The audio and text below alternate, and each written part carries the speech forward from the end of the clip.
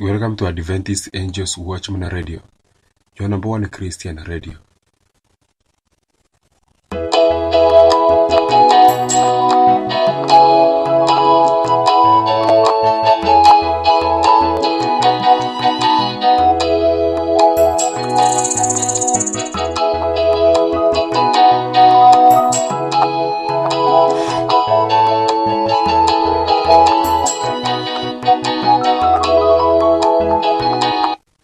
Thank you so much. Welcome to Adventist Angels Watchman Radio. My name is Evangelist King Osiemo from the Horn of Africa. The teacher sent from God. Manuscript release, volume 16, page 89, paragraph 1.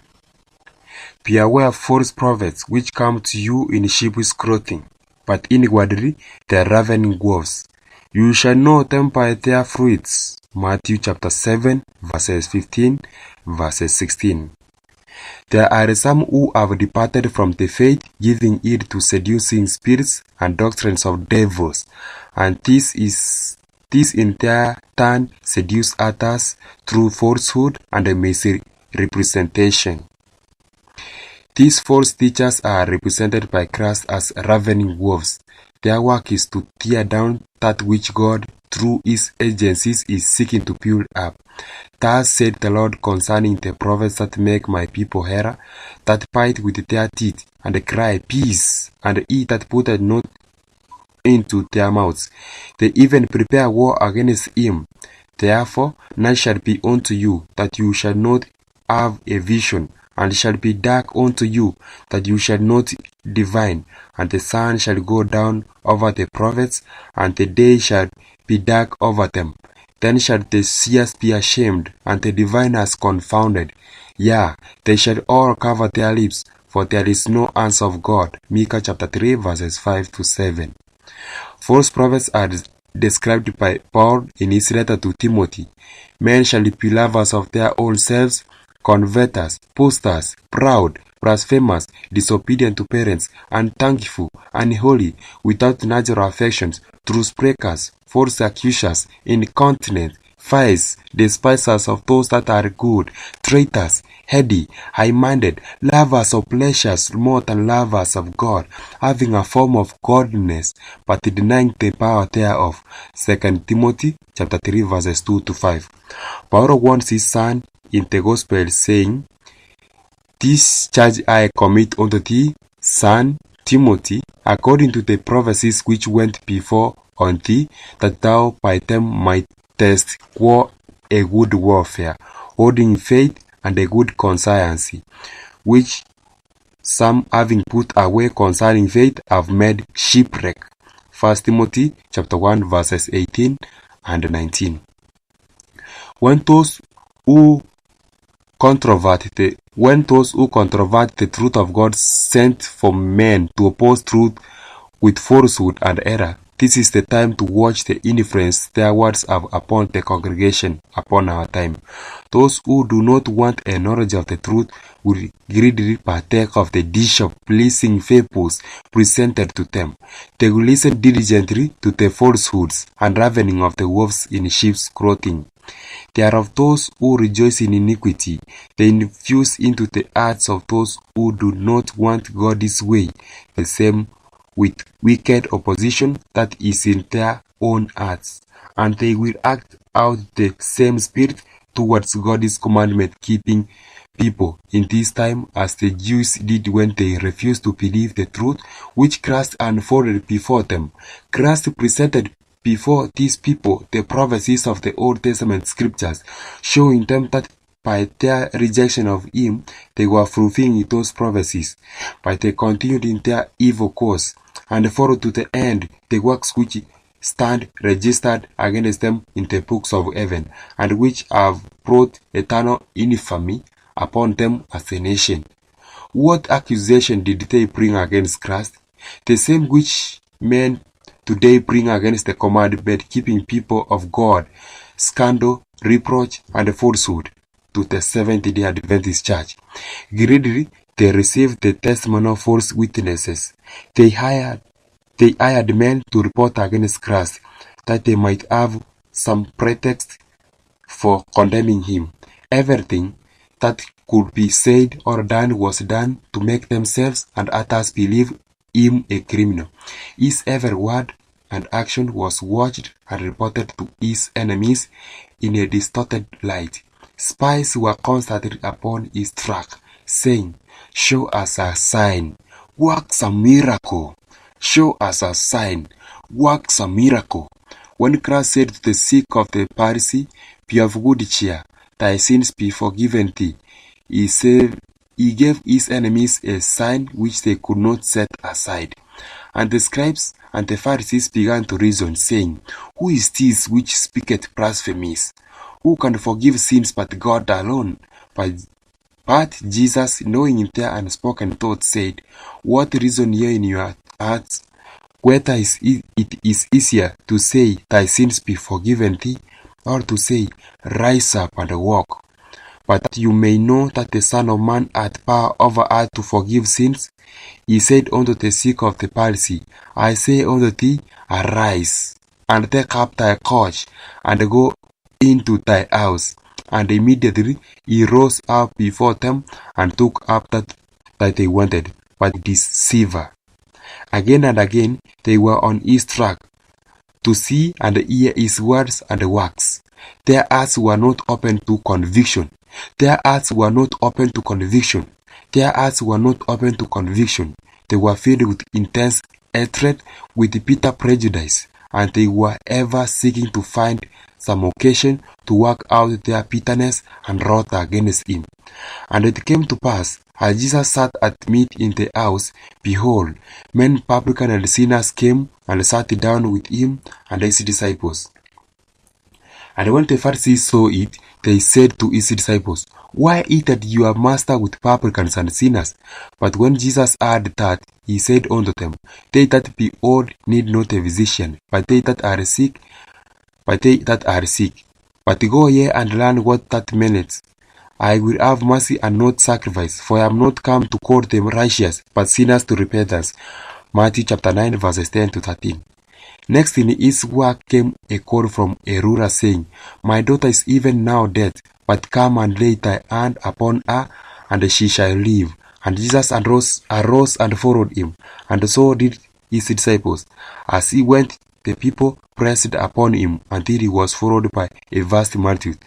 And behold, a woman which was diseased from an issue of blood 12 years came behind him, and touched the hem of his garment. For she said within herself, "If I may but touch his garment, I shall be whole." But Jesus turned him about, and when he saw her, he said, "Daughter, be of good comfort. Thy faith hath made thee whole." And the woman was made whole from that hour. And when Jesus came into the ruler's house, and saw the minstrels and the people making a noise, he said unto them, "Give place, for the maid is not dead, but sleepeth." And they laughed him to scorn. But when the people were put forth, he went in and took her by the hand, and the maid arose, and the fame thereof went abroad in all that land. And when Jesus departed thence, 2 blind men followed him, crying and saying, "Thou Son of David, have mercy on me." And when he was come into the house, the blind men came to him, and Jesus said unto them, "Believe ye that I am also am able to do this?" They said unto him, "Yea, Lord." Then touched he their eyes, saying, "According to your faith be it unto you."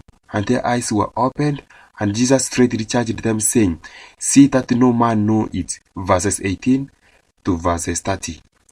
Notwithstanding this charge, the restored men, when they were departed, spread abroad his fame in all that country. This added fuel to the fire of prejudice. His enemies interpreted his work of mercy and compassion as a wrong done to themselves. The people were leaving them and listened to the teachings of Christ. As they went out, behold, they brought to him a dumb man possessed with a devil. And when the devil was cast out, the dumb spake, and the multitudes marveled, saying, "It was never so seen in Israel." These words, contrasting the works and the mercy of Christ with the course pursued by the priests and the Pharisees, exasperated the leading men, and in the place of the evidence, softening their proud and godly arts. They were filled with prejudice. Every additional proof given them provoked them to increased resistance. When they saw they could not prevent him from working miracles, they put forth their skill to misrepresent and falsify him. They could bear false witness, and this they did. They said, he casted out devils through the prince of the devils. But Jesus worked on, irrespective of censor and prejudice, resistance and determined opposition. The genuineness of his power and work was kept before the people, and his enemies could not turn the multitude from following after him. In Christ's mighty works, there was sufficient evidence for faith, but these men did not want truth. They could not but acknowledge the reality of the works of Christ, but they cast condemnation upon them all.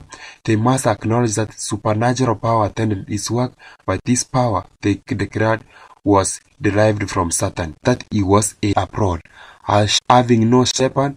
When said he unto his disciples, the harvest is truly his plenteous, but the laborers are few. Pray ye therefore the Lord of the harvest, that he will send forth laborers into his harvest. Our compassionate Redeemer, what love, what matchless love was thine, charged by the great men of Israel, with doing his work of mercy through the prince of devils, scorned and maligned. He was yet as one who saw and heard not. The work he came from heaven to do must not be left undone. He saw the truth must be unfolded to men. The light of the world must flash its beams into the darkness of sin and superstition, and reveal error in contrast and truth. That truth found no place in the hearts of those who should have been foremost to receive it, the Jews, because they were barricaded by prejudice and wicked unbelief. And among those who had not such exalted privileges, he prepared hearts to receive it. He made new bottles for the new wine.